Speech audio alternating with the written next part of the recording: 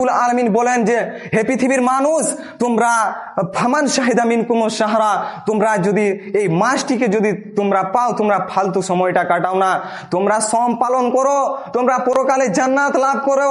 তোমরা এই সম পালন করার ব্যাপারে আল্লাহ রাব্বুল আলামিন এই যে খুব একটি গুরুত্বপূর্ণ ইবাদত বলে ঘোষণা করেছেন। এমন কি বলেছেন যে এই পৃথিবীতে এমন কোনো ইবাদত নেই যে আল্লাহ রাব্বুল আলামিন নিজ হাতে নেকি দিবেন, এমন কোনো ইবাদত নেই। সম পালনকারীদের জন্য দুইটি খুশির সময় রয়েছে। একটি হলো ইফতারের সময়। আমরা যখন অনেকেই যখন ইফতার করি, লাইনে লাইনে খাওয়ার যখন রাখা হয়, তখন একটা আলাদাই হ্যাপি টাইম সময়, খুব খুশি মনে হয় যে আমরা সকলে ইফতার করছি, এটি একটি খুশির টাইম। তিনি বলেন যে মিন আজলিস সাইমে ফারহাতানে ফারহাতুন, এই সম পালনকারীদের জন্য দুইটি খুশির সময় রয়েছে। একটি হলো ইফতার, আর দুই নম্বরটি হচ্ছে খুব গুরুত্বপূর্ণ, যেটি আল্লাহ রাব্বুল আলামিন সাক্ষাতের সময় আল্লাহ রাব্বুল আলামিন যেদিন নিজ হাতে আমাদেরকে নেকি দিবেন। সম্মানিত উপস্থিতি, আল্লাহ রাব্বুল আলামিনকে আমরা না দেখে আমরা সম পালন করি, আরো অন্যান্য ইবাদত করি।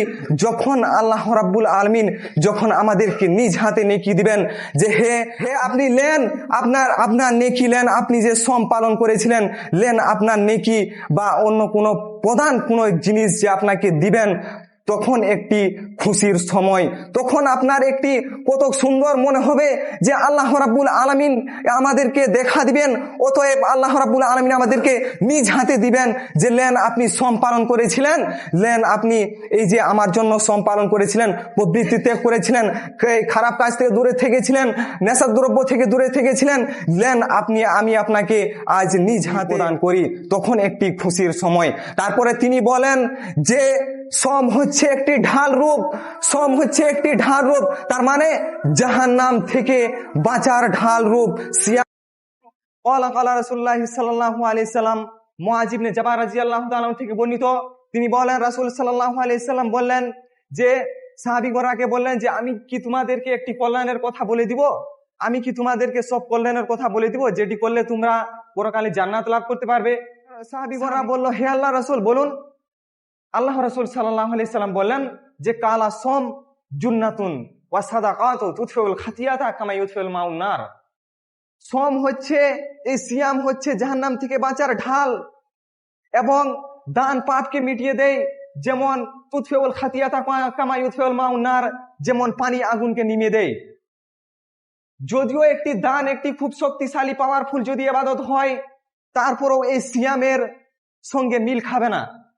তারপরেও যদি আমরা জানি যে সব থেকে দামি ইবাদত হচ্ছে আল্লাহকে সন্তুষ্ট করার মাধ্যম এক ফোঁটা চোখের পানি।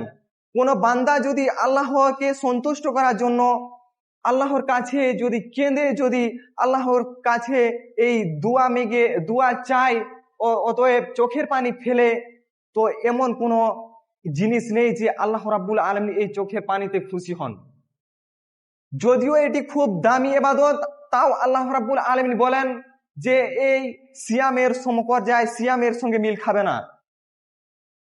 যদিও আমরা জানি যে রাসূল সাল্লাল্লাহু আলাইহি সাল্লাম বলেছেন এই চোখের পানি ফেলার জন্য যে কোনো ব্যক্তি আল্লাহকে চাওয়ার মাধ্যমে যদি এক ফোঁটা চোখের পানি ফেলে, তো রাসূল সাল্লাল্লাহু আলাইহি সাল্লাম এই উদাহরণ স্বরূপের মধ্যে বলেন যে গাভীর বাঁট থেকে, গরুর বাঁট থেকে দুধ বের করে ভিতরে ঢুকানো যায় না, যেমন আল্লাহর ভয়ে কাঁদে যে জাহান্নামে যাবে না, জাহান্নামে যাবে না, তেমন তো এই গায়ের বাঁট থেকে কি দুধ বের করে আর কি ঢুকা যাবে না। তো আল্লাহর ভয়ে কাঁদলে সেরকম সে জাহান্নামে যাবে না। রাসূল সাল্লাল্লাহু আলাইহি সাল্লাম এরকমই উদাহরণ দিয়ে বললেন। তারপর সিয়াম হচ্ছে জাহান্নাম থেকে বাঁচার ঢাল রূপ। যেমন যুদ্ধের টাইমে আগে রাসূল সাল্লাল্লাহু আলাইহি সাল্লাম যখন যুদ্ধের দিনে সাহাবিগণরা যখন সবাই যেত তখন একটা ঢাল স্বরূপের মতো একটা জিনিস থাকতো, সেটা এরকম ধরে থাকতো। অনেকেই আমরা তালবিলিম যারা যারা হাদিস পড়েছি হয়তো এই হাদিস পড়েছি যে একটা ঢালের মতো এরকম ধরে থাকে। মুসলিমরা যখন এই দুশ্মনেরা কাফেরেরা যখন এই তীর আঘাত করবে তখন ওই ঢালে অতএব এখানে লোহার মতো একটা থাকবে, ওইখানে লেগে সরে যাবে, তাদের আঘাত হবে না।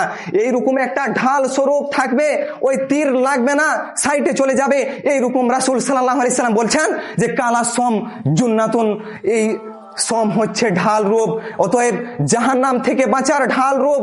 তারপরে তিনি কালা রাসূলুল্লাহ সাল্লাল্লাহু আলাইহি সাল্লাম কালা সিয়ামো ওয়াল কুরআনো ইউশাফানি লিল আবদে ইয়াকুল সিয়াম আই রাব্বি ইন্নী মানাতুহু তাম ওয়া শাহাওয়াতা বিন নাহারে ফাসাফিনি ফিহি ফায়ুশাফানে। তিনি বলেন, নবী সাল্লাল্লাহু আলাইহি সাল্লাম বলেছেন কোরআন এবং সিয়াম কিয়ামতের মাঠে নিজেই কথা বলবে।